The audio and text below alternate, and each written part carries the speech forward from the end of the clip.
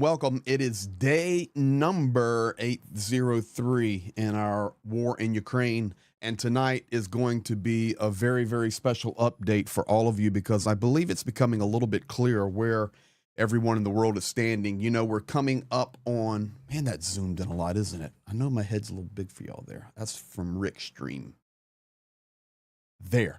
I know the world is becoming a little bit clearer if our eyes are open to actually see who is supporting who is doing what. And a lot of that is pushing that has been the supply of aid to Ukraine. In addition to that, the election of Vladimir Putin coming up to his inauguration tomorrow. Now, of course, maybe you do not know how the Russian system works. So the government will get sacked and then they'll put new players in places or renew the old players in certain situations. So it'll be very, very interesting to see what is happening over the next few days in regard to the inauguration. Now, there's a difference between saying we support Ukraine and then actually supporting Ukraine. And yes, we support Ukraine like we do here in our community. We support Ukraine by raising funds, by delivering those goods, funds, dollars to the frontline heroes. We help people, we extract people, we feed people, we help. We're standing with Ukraine. Now, national governments stand with Ukraine by supplying military goods. Right now, the United States is in process of shipping over and delivering on this newest aid package. We know that F-16s are coming. We'll be talking about that. Patriot supplies are en route, actually, from a nation. But, folks, I want to encourage you tonight to look beyond that a little bit and see some of the messages that are floating around. Now, I have some good news tonight, and I've received an email on Saturday, very kind email from a dear lady who has been watching me since not the very beginning, but for a long time. And she goes, Greg, I watch you because you tell us the truth. I watch you because you're there. I watch you because you can speak the language. I watch you because you really do try to educate us. But Greg, please, at least one slide of good news a day would be wonderful for my husband and I as we watch you. So I emailed her back. I said, you know what? We can always find good news. And we will always find good news. And tonight, I've got some great news we're going to be sharing with you. Patch of the night right here. There you go. Pegasus.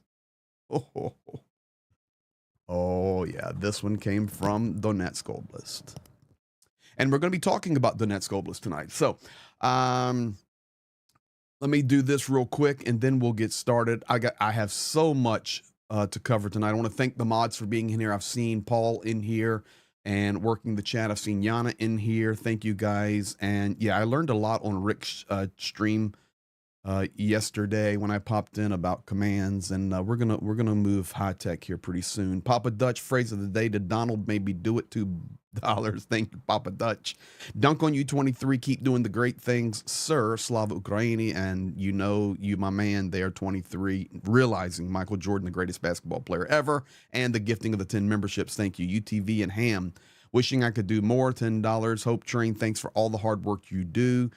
I bag a big bow. Take the time you need and concentrate on what's important step by step. Thank you for the service. UA will win the war. I completely agree with that. It's just not a time for the world to begin to adjust their messages, and we will have to pay attention to that. And DM, thank you. Yes, we did push from 10 to 11,000 very quickly, and I think we're going to continue to see growth as we're all working together. Thank you for liking, sharing, commenting, doing all of those things. I know when I get back to Ukraine, it's probably going to even grow at a quicker clip.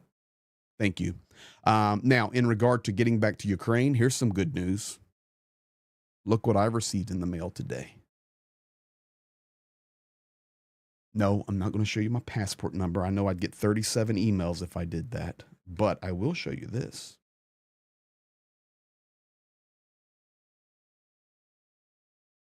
You guys see that Ukrainian trident? Ha ha ha. Mission accomplished. Now I'll take that document. I'll go to Kyiv, and then I'm getting a long-term visa. So we are good to go there. It's awesome. It's awesome. That was really quick. As you guys know, just a week ago, I had my meeting in the embassy, and it's already at my house. So thank you for supporting what we do. That's where we're at. All right, guys, let's get to it tonight. So much to cover. Okay, the title of the program tonight is With Whom Does the World Stand in the War in Ukraine? With whom? And yes, I made sure my English was correct, with not with who, but with whom does Ukraine stand? Duncan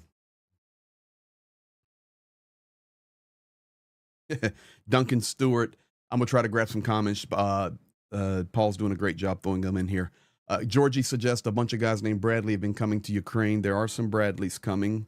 Papa Dutch, super chat. I believe this is a pivotal moment. There's Adrian.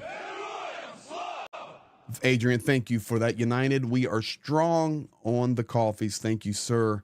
Papa Dutch, I believe this pivotal moment in world history as a result of this conflict, a vision of the world has been shown to a great many in a way that brings about not simply unity, but crystallization of intent.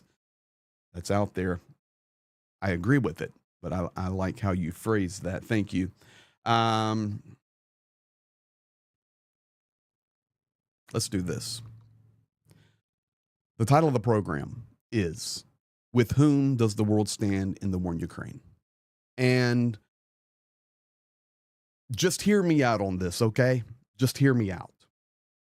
I believe there needs to be an all or nothing policy in regard to the aggressor nation. And that is what the West has tried to do with sanctions over the last 2 years. Additionally, that is what governments have done with strong statements or laws that have been placed, or ICC, for example, dropping a criminal case against Putin, et cetera, et cetera. We've tried. But folks, we're not there yet. That's all I'm going to say. We're not there yet with a lot of the key nations and key players, i.e., the United States, France, Great Britain, Netherlands, Italy, Slovakia, Serbia, Hungary, Turkey, and the list can go on and on and on. Tonight, I'm going to show you some of the reasoning behind what I'm saying. But Lavrov and the Foreign Ministry Department of Russia, leading up to Putin's inauguration tomorrow, has came out and made some very poignant statements. The first one being,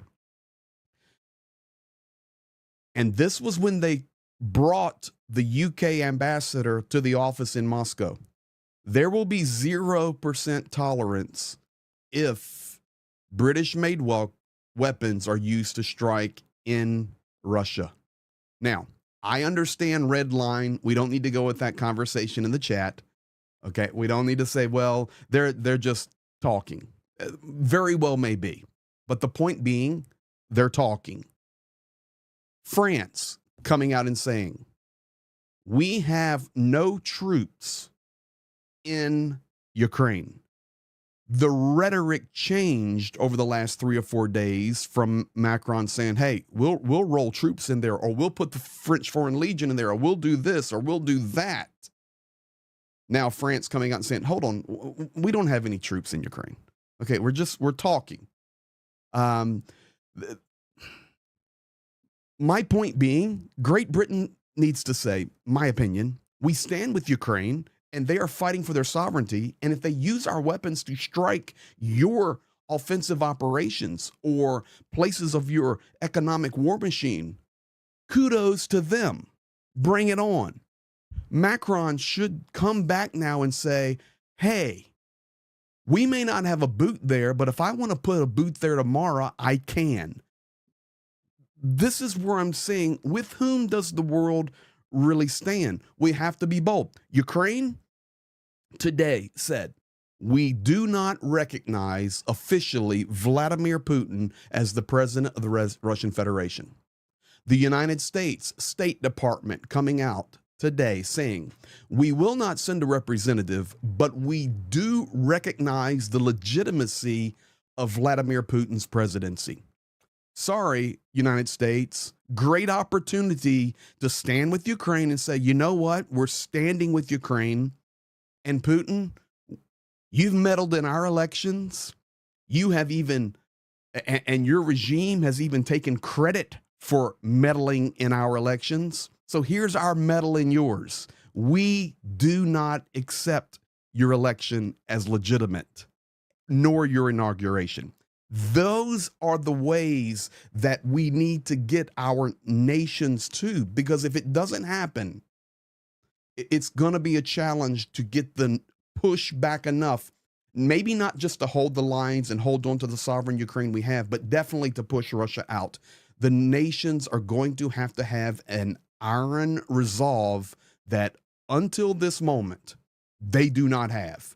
Yes, giving weapons. Yes, giving money. But where are the strong leaders that will say, forget it, enough's enough? That's it. There is no red line. Our weapons are going to be used with no restrictions. And if you've got a problem with that, you'll have a problem with us. There's much more at play than we recognize. Lavrov come out today with an F-16 policy. In Russia, foreign ministry, if F-16s are flying in Ukraine, in Ukrainian airspace, we will recognize those as nuclear carrier capable weapons, and we will respond accordingly. Once again, you don't have to go in the chat about, well, that's just them talking and blowing smoke. That's fine. But they're blowing the smoke. This is my point, guys. Nations, and I don't understand it. Michael McFaul, Democrat, United States, former ambassador to Russia, understands. He lived in Russia. He understands the Soviet mindset. He can speak the language, and he knows it takes tough rhetoric to deal with and then back that rhetoric up. The Kremlin, it's the only thing they understand. But you can say, well, they're blowing smoke. They're just talking red line, red line, red line, but they're saying it. They're saying it. Who in the world is saying it? They are allowed to use Chinese gear. I won't call it weapons yet, but definitely gear. My buddies have seen it. Iranian weapons, North Korean weapons. Sanctions are avoided by going through third-party nations. Sometimes these Shaheeds or rockets that fall out of the air have 70% of the components, computer components inside of them from Western nations, right now manufactured in 2024. And we recognize the legitimacy of the presidential inauguration tomorrow, United States State Department. No, we will not send anyone, but you're the president. Folks, with whom does the world stand? The decision better be made. France. Okay, I'm sorry. If you're in here and you could, and you're French, thank you for all that you've done. Thank you. But Macron has a great opportunity to be one of those bulldogs, and he lost it. He lost his opportunity.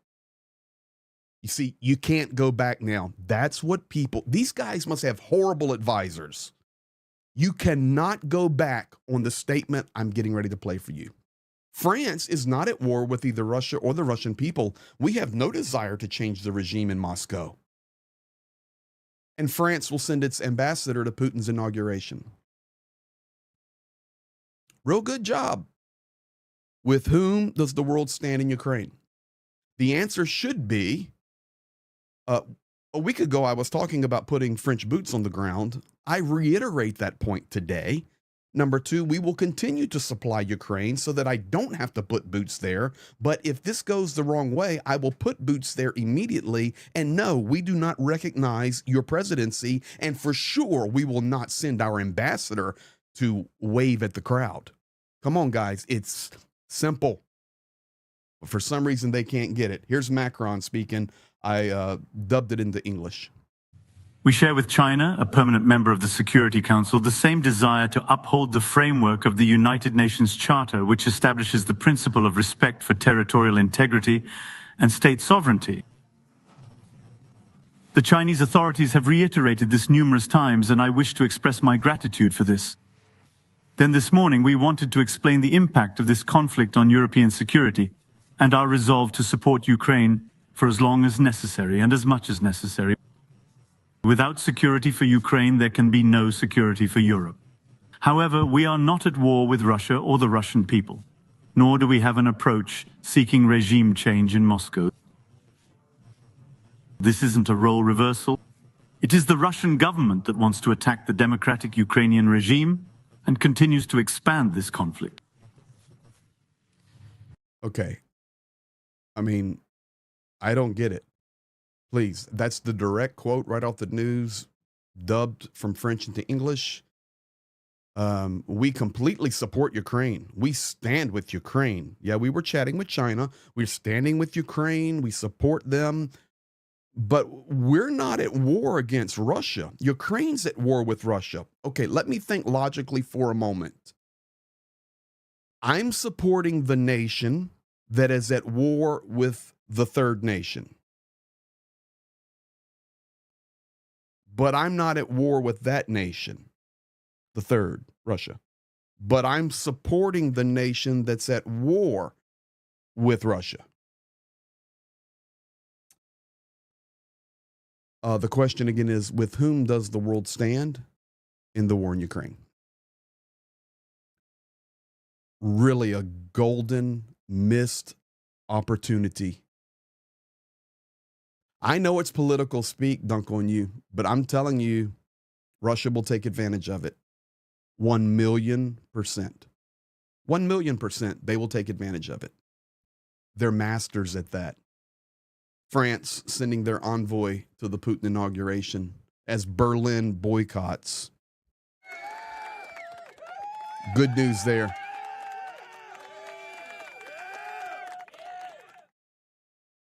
Germany doing the right thing. Guys, there's got to be a much bolder statement. I'm telling you right now, Ukraine is desperate for goods and soldiers. And the world has to do more than just send a bullet. There, at the minimum, has to be bold talk with that bullet from people like Macron and other national leaders. Italy calls for Ukraine truce, peace talks with Putin. This is today. This is why I titled the program what I did. With whom does the world stand? Italy, 6 months ago, we're sending supply. Then they changed that. Now, the PM coming out and saying, hey, you know what? Or the defense minister said, this just needs to be done. Truce it. Let's come to a decision, and then we can move forward with peace. It's the wrong message. It's the wrong message. The message should be, we stand for a Ukrainian nation to fight for its sovereignty and defend its sovereign borders and culture, not to call for a truce, not to say that peace will come only after a truce.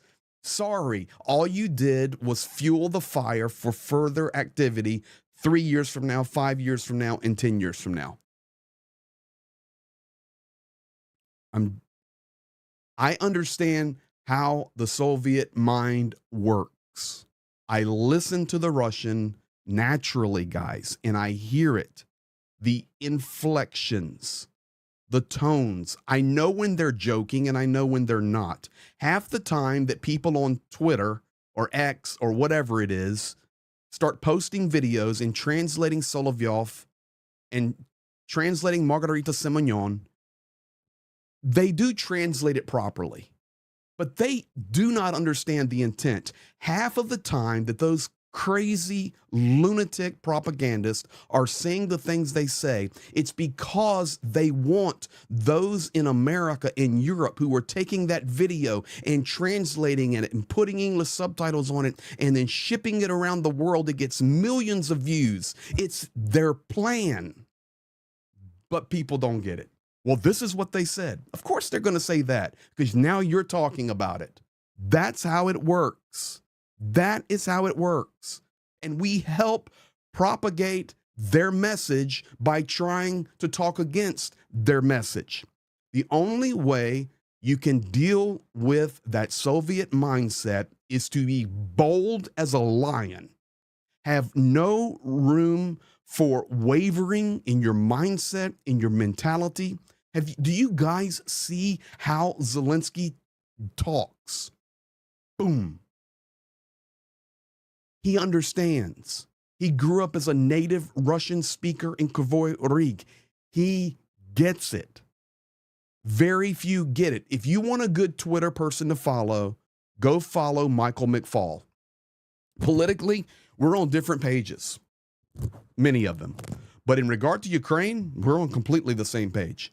In regard to Soviet propaganda, Soviet, Russian, Kremlin propaganda, we're completely on the same page. And I know it's titillating, right? That's the word. It's titillating. You come across your Twitter or your Facebook or YouTube and you go, oh, look at that. Look at Solovyov. Oh, let fire and brimstone rain down on London. And you see, this is what they're talking about. Guys, you're spreading the message. That's exactly what they want you to do. That's what they want us to do. No. What do? We stand up. President Joe Biden should stand up right now and say, listen, we just dropped $61 billion worth of aid and it is in process of coming. There will be more coming. And if you don't get out of the country, our boots and laces are coming with it. That's how you deal with a bully. You pop him in the lip. You do not cater to him. You do not validate his presidency. You do not send a representative. No, you say, this is a red line. You are illegitimate, sir. But it's not happening. And I'm telling you, with whom does the world stand in the war in Ukraine? Big question. She, talking in France. Macron's political message adjusts. Where is she going now? Serbia. No friend of Ukraine. Where's he going after that? Hungary. No friend of Ukraine. Where's he going after that? Back to China. But after the inauguration, Vladimir Vladimirovich Putin is going to China to meet with Xi. Look at that little circle right there. This is what's happening right in front of our face. But we have good news. There we go. We've got good news, and I've got more than one piece of good news. So, are you ready for some good news? Number one, the human hero rescue machine that you wonderful people have helped purchase has now left our facility in Khmelnytsky, and it has went to Kyiv and is being delivered right now to the group that will then take it to the front. You say, well, why isn't Zhenya taking it to the front? Because our dear partner and friend has had to have a quick surgical procedure on his knee. Tomorrow, remember Zhenya in your thoughts, he will be having knee surgery. You say, well, how did he get injured? Well, when we flipped our vehicle, it messed his shoulder up. I need to pull that video out. We have so many new people. You guys have never seen our vehicle flip. It was incredible. Maybe I'll rip that out and show it to you guys tomorrow, and you'll understand why Zhenya's dinged up a little bit. But he hurt his shoulder on that one. He landed on me once we flipped, and he landed on steel. And praise God, I was okay. Climbed out of the vehicle up the side, but Zhenya dinged his shoulder up a little bit and had to have shoulder surgery. But evidently, all this running to is he's dinged up his knee, and he's having knee surgery, having it taken care of tomorrow. Danny Carver, thank you for those 5 coffees, sir. So, good news is the rescue machine's delivered, and let me show you. Here is Zhenya talking to you tonight. Hello from Ukraine, from Kiev.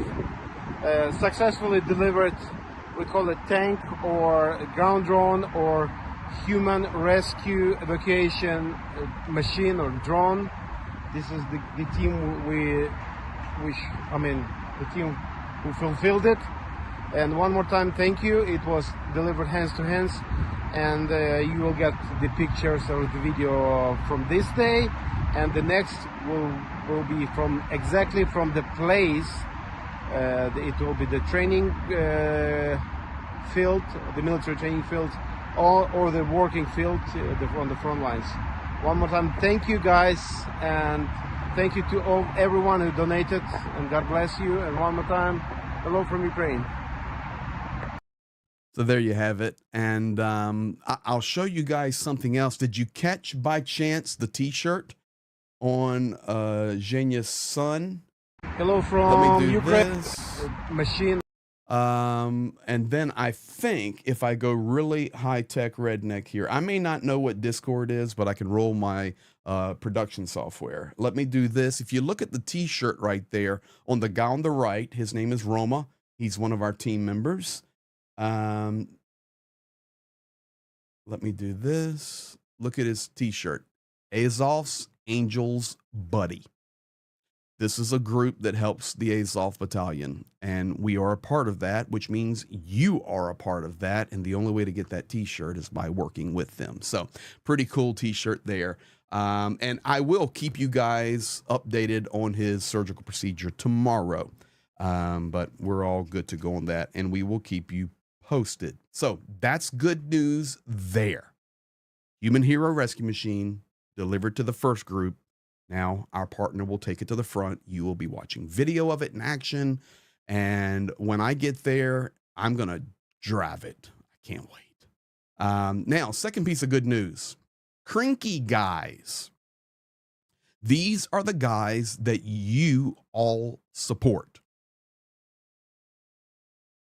John Larkin, throw that question in there for me.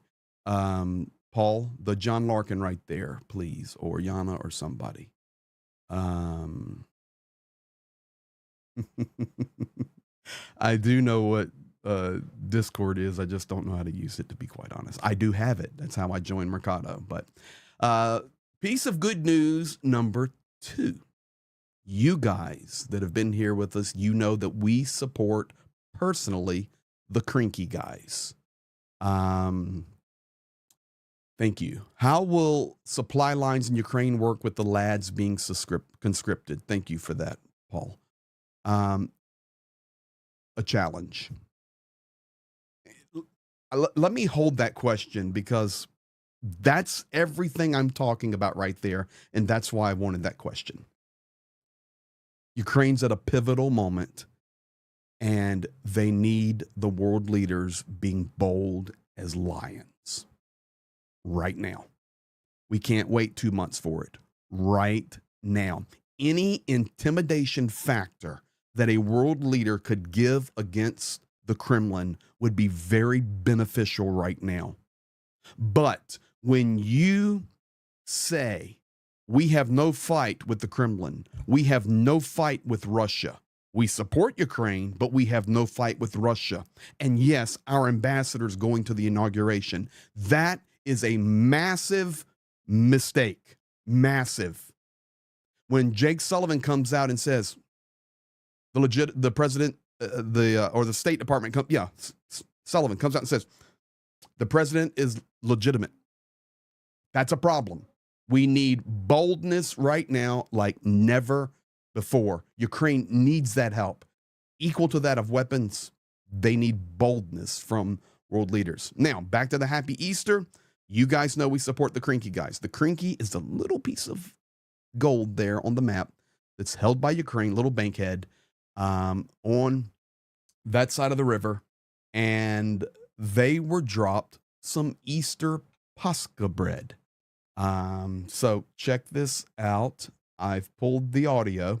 Just take a look at the video. There's the Easter bread. Guys on that says Christ is risen, celebrating Easter. We're delivering Easter bread. This is Crinky, guys. You want to see Crinky? There. I'm just pausing it there. This was the other reason I wanted you to see this. That is Crinky. That used to be All Homes. That's Crinky.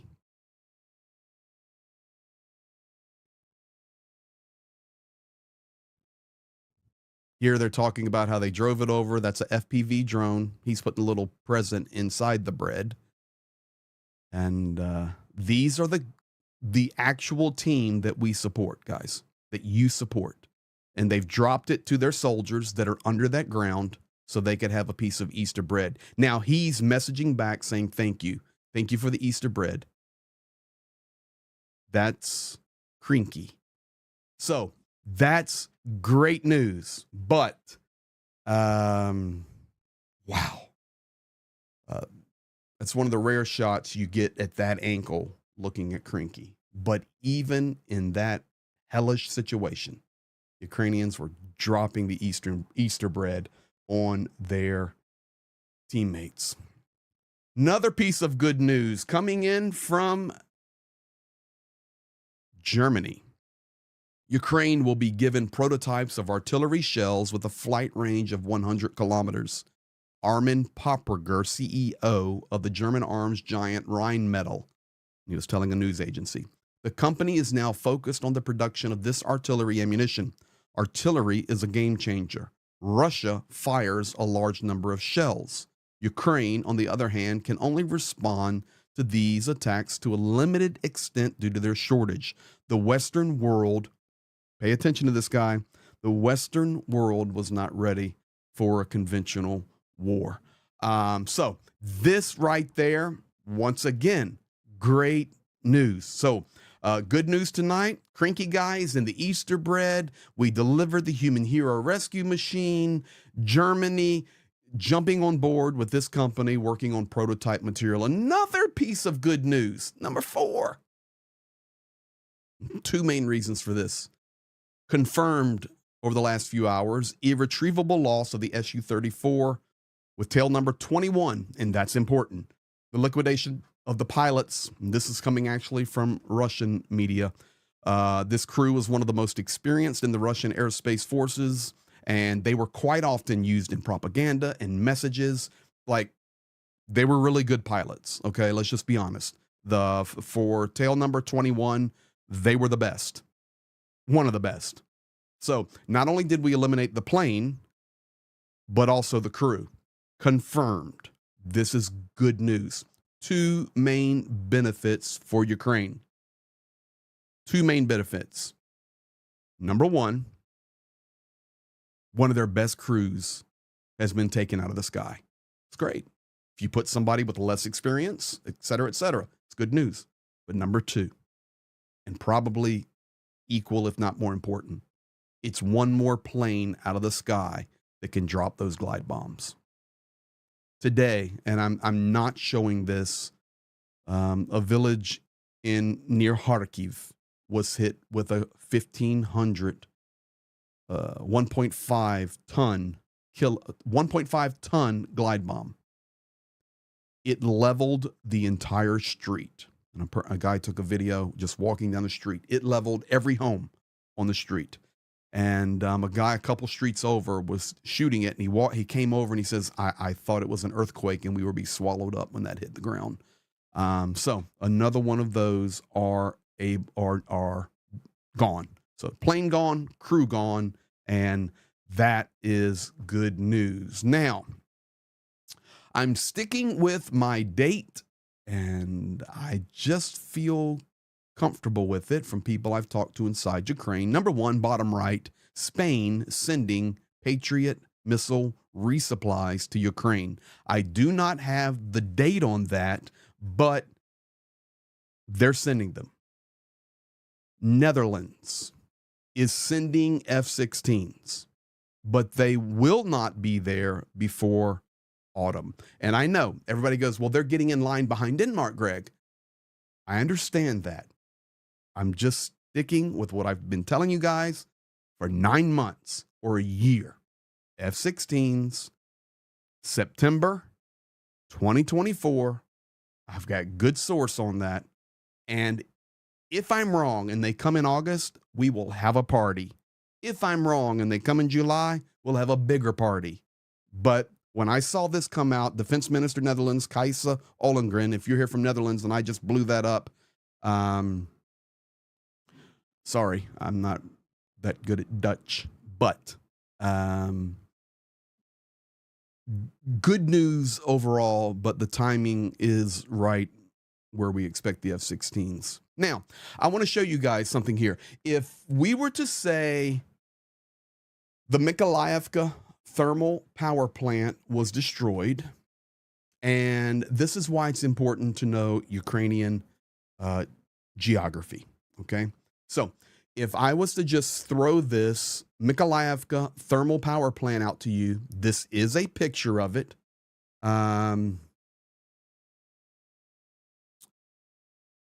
was to tell you that that's destroyed, and it is a very big piece of the puzzle for supply in a certain region, where would you think that power plant is? Mykolaievka thermal power plant.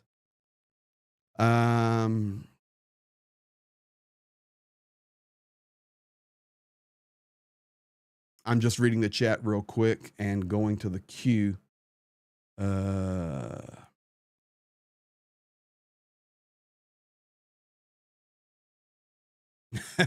Papa Dutch. I need to save that comment for when I show the vehicle flip. I'm going to see if I can find that video for tomorrow. The difference between a true friend and acquaintance is that one of them, when you flip a vehicle in a combat zone, will scream, "You idiot, I'll never come with you again." But the other says, "We got to do this again sometime." And that's, brother, that's prophetic.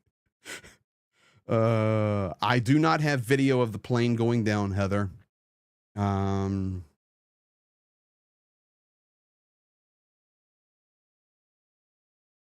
You know, to say it, I can't really.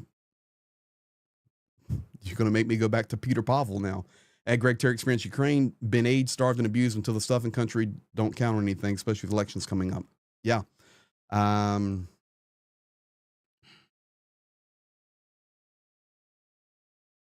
Oh my, Alabama Cajun is going to have black SUVs at his house tonight. I tweeted a very cordial request to POTUS that we not send a delegate to a terrorist regime's parade.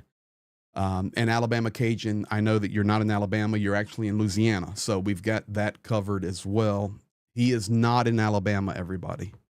Okay, where is the corny horse? You guys are Christian? Well, in this community, you've got every walk of life. You've got Christian, non-Christian, atheist, you've got Orthodox, you've got left, right, middle, but you've got an incredible community that all stands together for Ukraine, and we all learn from each other. So, but yes, I'm actually a Christian pastor. Machine gun preacher is what everybody calls me now. Okay, this was the question I wanted to get to. While I'm waiting, you guys, let's see here.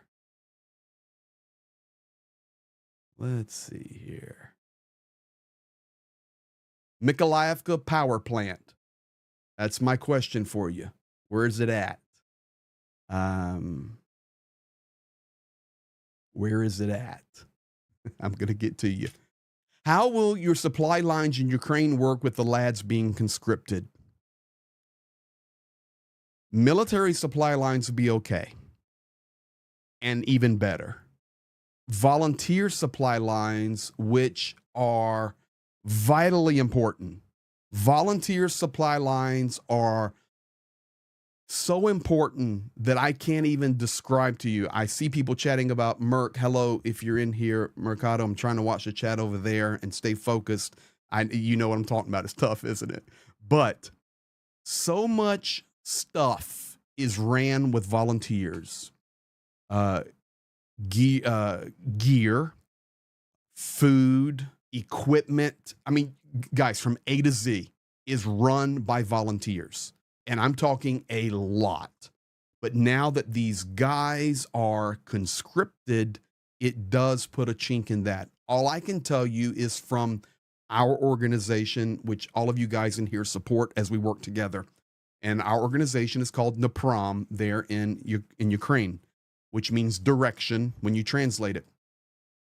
We're probably going to lose 80% of our volunteers to conscription. 80%. We have 20 males volunteering for us. I'm just giving you a number. We have 20 male volunteers fighting for their country through our aid organization. 16 of those are being conscripted. We then will go from 20 to 4. And guys, when we do these aid runs, it's days where they're packing trailers and shipping all over the country and all of this stuff. It is going to be a challenge that will have to be solved. Okay, so the Mykolaievka thermal power plant is now destroyed, and I'm going to go to a map here and show you guys. In fact, I'm going to use this map. I've used this a lot. Actually, let me go to this map here. Let's go to Johnny's map. So if you were to look and just look at the map in general, you would say, okay, Greg, well, the Mykolaiv power plant's got to be over here in Mykolaiv, right? No. No, it doesn't. And I'm going to show you guys exactly where it's at. I've been beside it many, many times.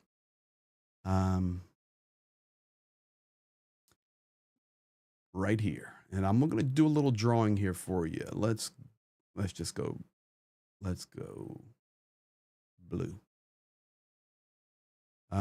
Here's the battle for Chasiv Yar right here in this area. And then here's Konstantinivka, the loop road around. You guys, you're with me. You know it now. Slavyansk, Kramatorsk, Druzhkivka. This is the road coming from Kharkiv, goes down through Bakhmut. Where is this power plant? I'll go to red now. I think I'll go to red. It's right here. Mykolaievka. That is where this power plant was destroyed, and it has created quite a power issue. And I'll show you where. We do a ton of work in this region. Okay, here's Siversk, here's Liman, here's Rygorodok, here's Mykolaievka, here's Slavyansk. When this thermal was taken out, it affects Rygorodok, it affects Slavyansk, it affects these villages here, and it affects back toward Liman. So this now has significant power issues due to that thermal power plant being taken out. It's a significant thermal power plant. If I go back to this image now, I just want you guys to look at it. This is going to be so helpful for you. So helpful for you. OPSEC on that power plant? No, there's no OPSEC, Robert, but thank you for that. Believe me, they know. They know. Everybody knows this. When you are on the road going towards Bakhmut, and let me do it on the map for you so you guys understand. So I just know this stuff in my head, but let me do this so you understand. Here is where this thermal power plant is, right there. When you drive this way, and this is the way we come so many times, there's no OPSEC here, it's common knowledge. You come this way, and then you start coming into this side of Slavyansk here, and you look across the plain here, and you know that you're looking toward occupied. Here's Torsk, and here's Siversk. You see this power plant. It looks like a giant standing over here. And then behind it, it goes uphill into the occupied regions. Now, with that knowledge, take a peek at this picture and you'll understand it. This is, you're looking across, you see this giant thermal power plant, and then it goes up the hill, and that goes toward the hottest zones of the battle. So that's looking right there towards Siversk, to be honest. And that's Mykolaiivka. And yeah, it's done. It's destroyed. So energy is continuing to be a critical issue. This is why the world needs to stand like crazy strong with Ukraine, not be dithering in their comments, not be dithering, walking back. And the rhetoric must be there to match the weapons and the supplies and the money. That's all I'm saying. Sirsky here. A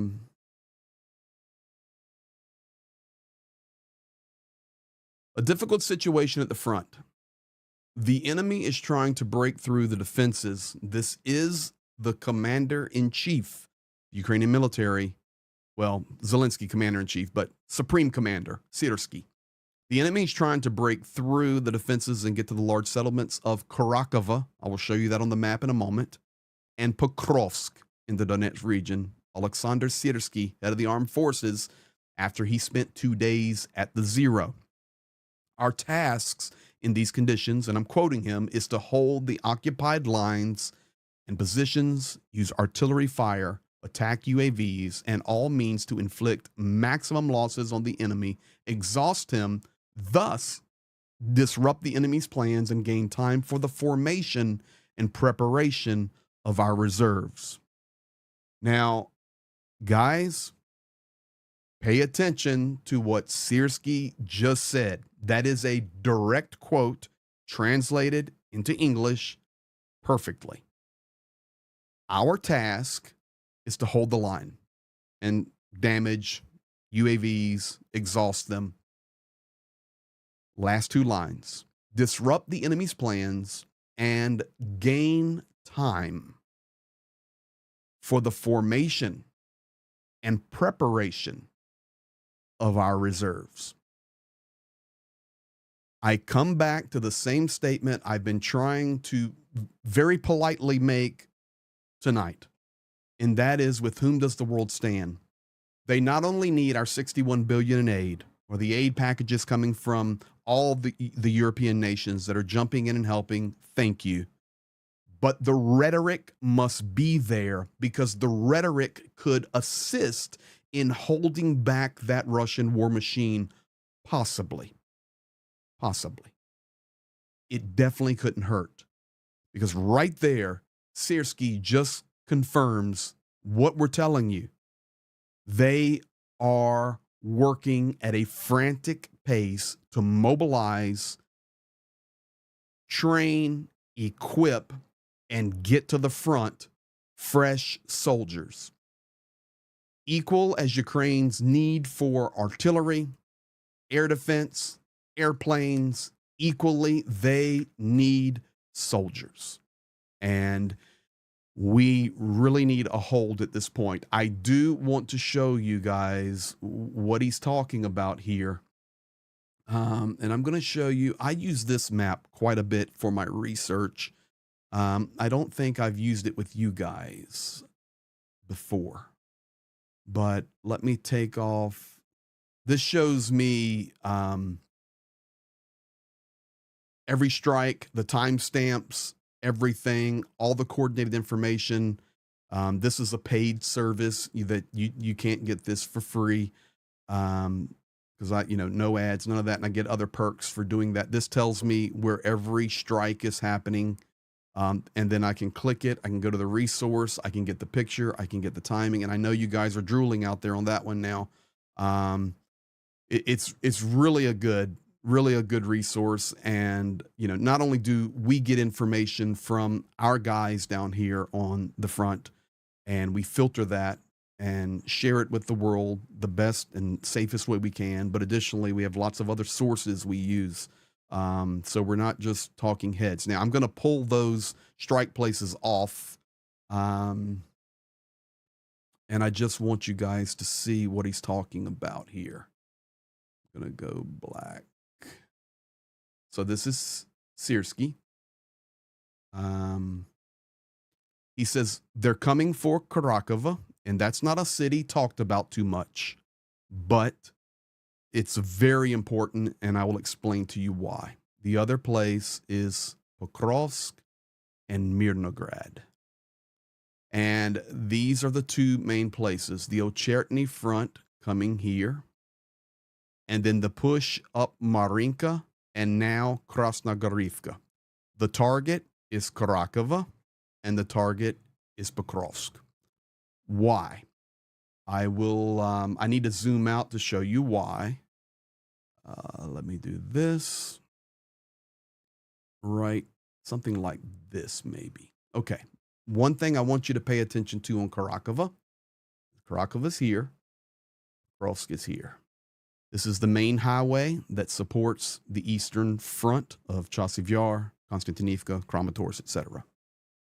Karakova is the key supply junction. No offset, guys. It's public knowledge, okay? It's the key junction for supplying this front down here. Take a look at the map. Up here towards Pokrovsk, you see these little villages, little towns everywhere, right? I'm just underlining them. When you look on the southern road, and this is actually the road that goes to Zaporizhia, and I've driven it 1,000 times, well, hundreds of times. But if you look at Karakova here, and I'll loop it 3 times, all this is rural. Flatlands, farmlands, all the way to Pokrovsky, which is another Pokrovsk. You have Pokrovsk here, you have Pokrovsk here. I know it's crazy. That's why you have to know the geography pretty well.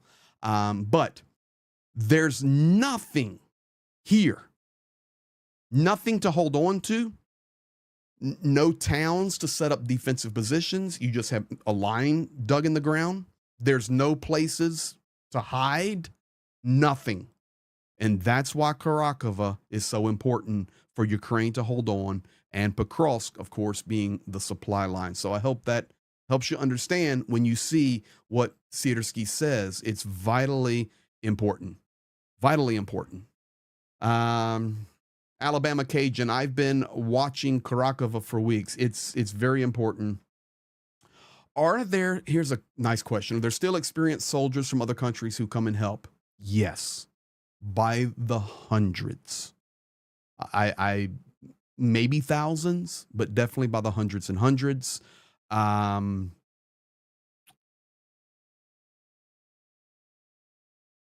trying to put in my mind where a majority of those guys come from, and I think, with my experience, the answer is South America. A majority of the International Legion soldiers that I have personally met, and I've met a lot of them, are from South America.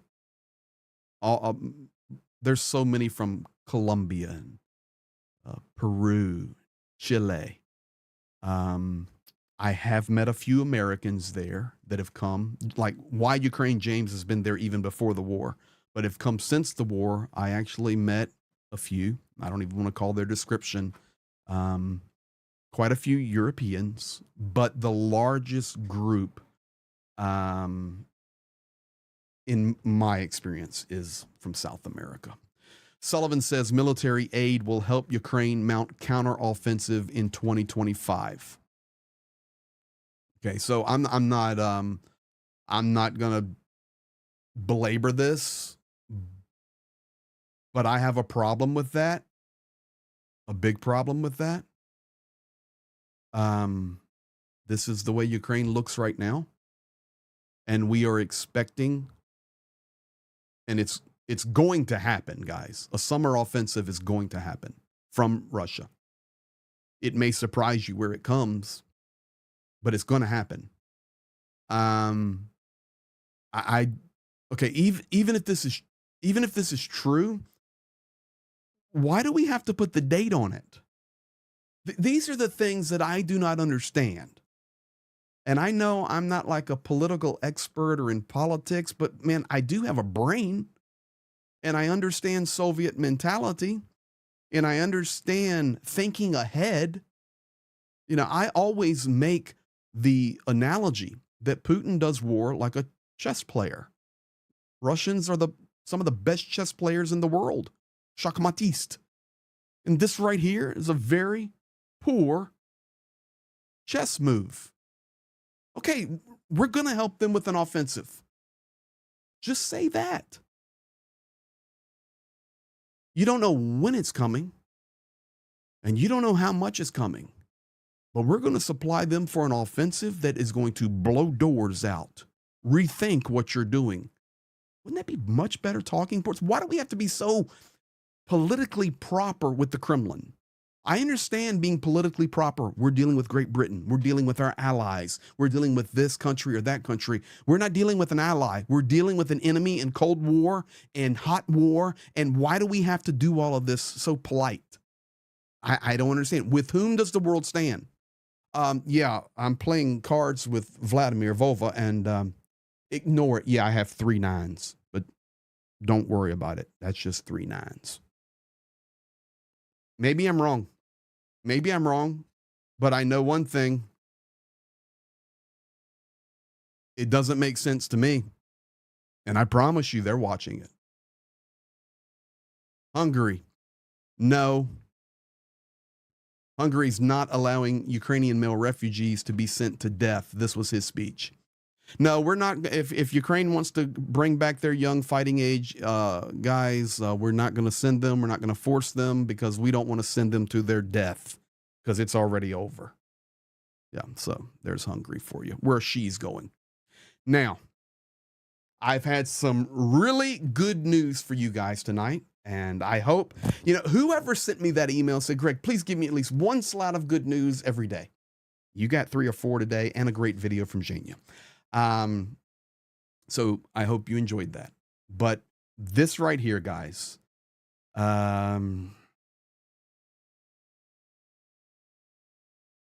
JDO, I was surprised by most foreign fighters being from South America. Why do you think it's so? Very unexpected support.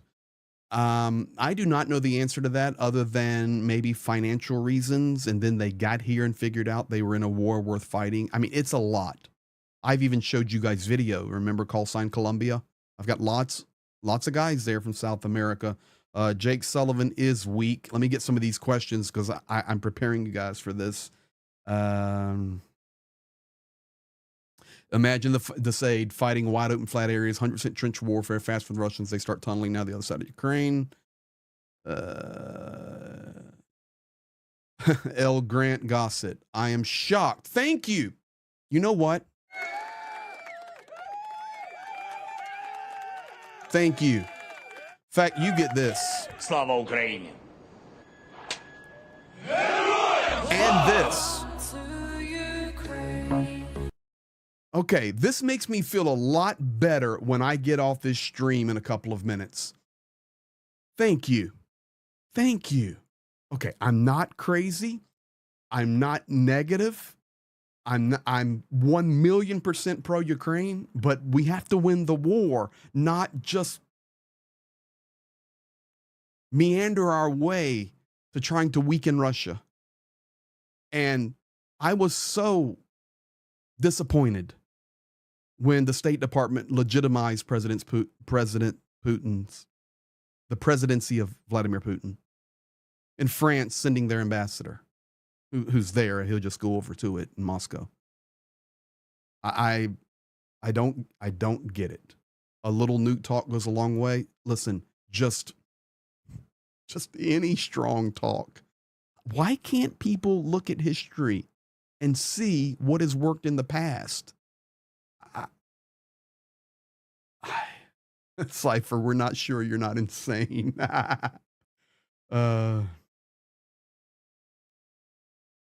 Yeah, Papa Dutch, exactly. That's my point. Hello, this is when we're going to do this, and this is what we're going to do when we do that. That's exactly what is the world's doing. John Larkin, you're leading me right to it. Do you think that Russian summer offensive will be a north to south attack as an attack from Belarus and the northeastern part of Ukraine and south from Moldova? No, I do not. I do not. That would be suicide to come in from Belarus and Moldova. they can't get the supply there for an offensive without it being recognized. This is why it's going to come from either the Russian border or a combination of the Russian border and also locations. And all of this is going to be determined, guys, over the next 30 days or so. Trust me on this. In fact, let me just do this, and then I'm going to close with this slide here. This is what's going to determine it. I'm confident on this 1,000,000%. 100%. Okay.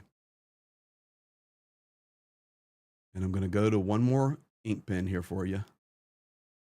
And we have videos to remember all this. The ability of Russia's success here at Ocherny and Krasnogorivka and towards Karakova over the next 30 days. Because this is how long it's really going to take for Ukraine to get rocking again with some supply. Some supplies there now, but it just doesn't arrive and start going there. There's process. What happens, and we will be watching this every day, what happens at Ocherny, what happens on this road right there, that supply road, what happens at Karakova, and then the other point being, it's easy, guys. This is so easy to see. What happens over the next month at Chasiv Yar. That will determine what may be push points. If I'm not going to guess, but just we will be watching it every day, these three locations. Now, I want to go to this slide here, and then I'll come back to the map, and I'm just going to say, I'm going to make one statement on it and wish you guys well. Check the chat. Okay, let me do this. I'm preparing one little thing here for you. Institute for the Study of War, ISW. Attention, please. Today is May the 6th, 2024. This is recorded in history, recorded on YouTube. It's recorded on my channel where I record everything on the backside. Institute for the Study of War is saying, do not sleep on Kharkiv and Sumy. We have been saying that for a month. We have dear friends fighting on all these front lines. And I know, well, Russia only has 35,000 there. Russia has 50,000 there. Well, 3 battalions from Chechnya are coming in. Well, there is actually quite a bit of artillery up on that border we're seeing. Okay. This is the same conversations that happened 6 months prior to February the 24th, 2022, where the world continued to watch Russian buildup. In fact, day one of the war, I was interviewing Zhenya just on a live stream. We had 30 viewers. We're talking about the buildup on the border. And Zhenya, do you think they might attack or something? But boom. And it wasn't 10 minutes later. He goes, man, a missile just hit. We're at war. And we've been supporting for 803 days since then. This is the same conversation we were having in the end of 21 and the very early January and February of 22.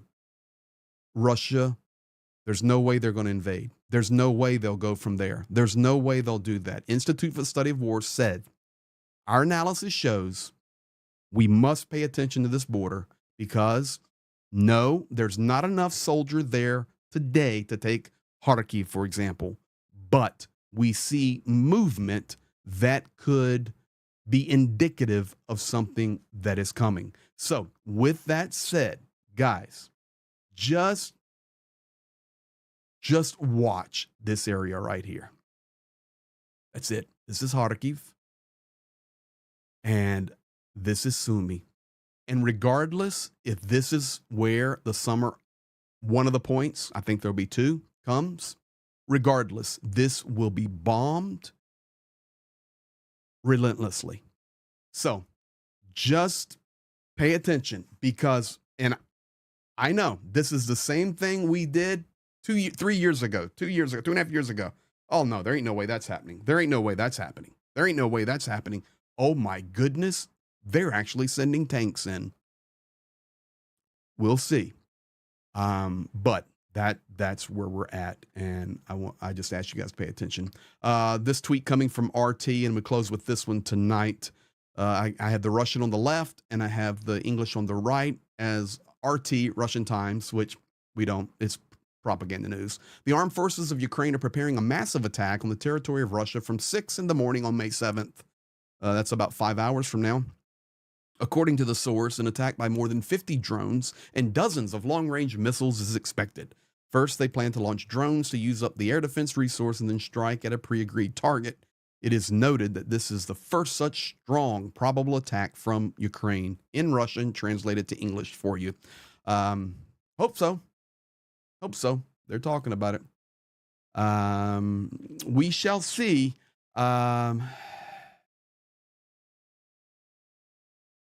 Catalan, Paul, you rock, dude. Or Yana, whichever way you threw that. That's exactly the one I wanted.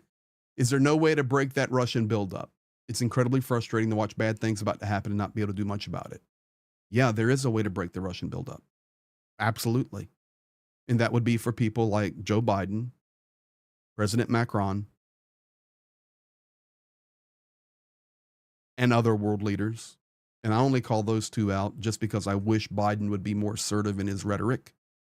And Macron missed a golden opportunity to be a lion. And yes, he's done some lion-like things over the last 3-4 weeks, but a golden opportunity was missed. How do you back down the bully? You stand with the nation that is being invaded to the maximum. No, we're not just bringing the aid and shipping it there, but Russia.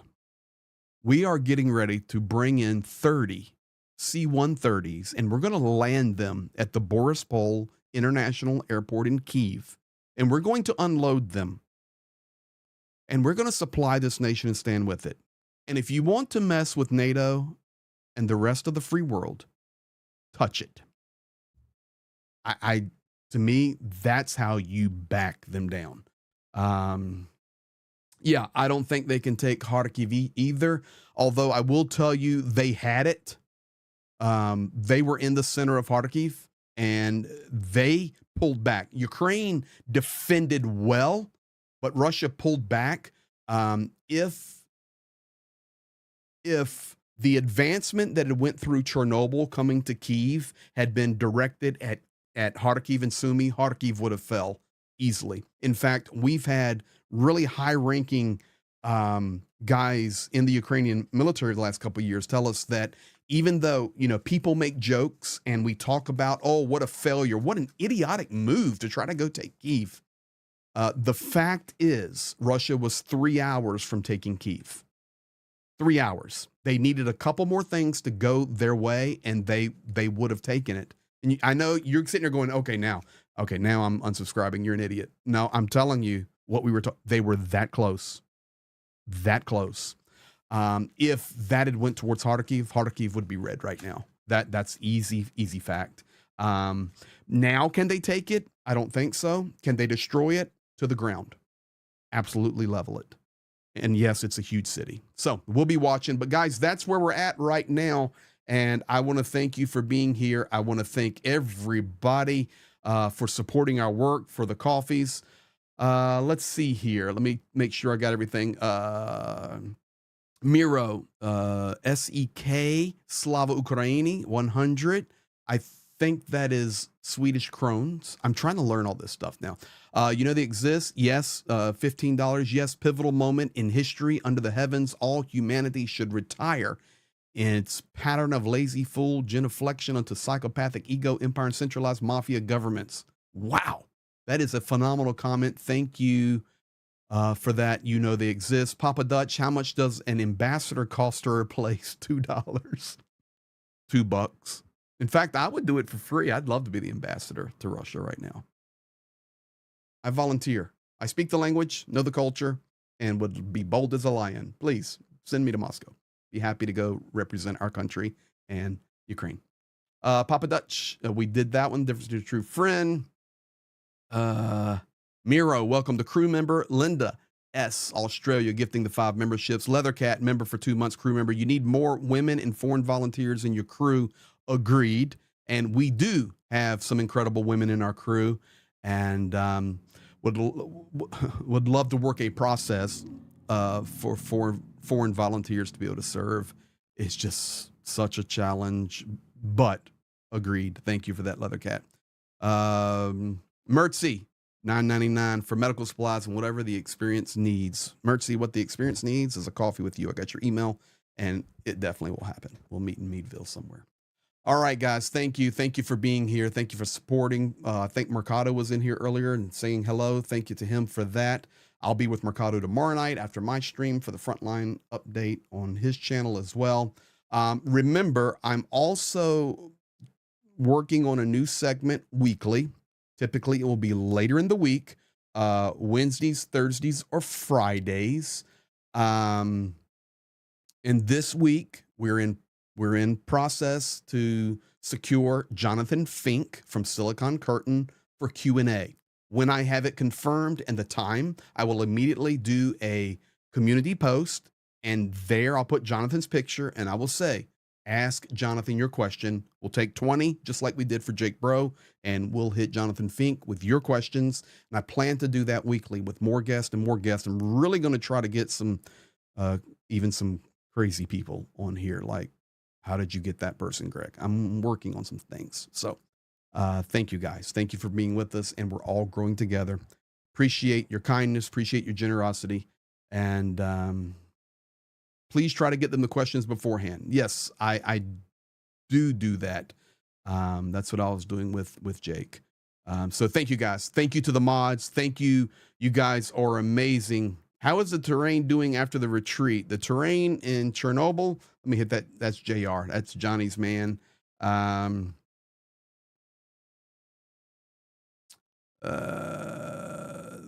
terrain in Chernobyl is fine. I mean, there's a red zone around Chernobyl, and I'm trying to remember the name of the town. But everything's good. In fact, there's lots. It's beautiful. Chernobyl's not a place you want to go anyway. It's still very radiated. But there's no focus up there at all on any of this war. Everything is Chernihiv, Sumy, Kharkiv, and then the front. So that's where we're at. Thank you, guys. Thank you for hitting the like button. Thank you for sharing. Thank you for commenting. We'll see you tomorrow night, 5 o'clock Eastern. Be blessed and have a good night or morning, wherever you're at. Слава Україні!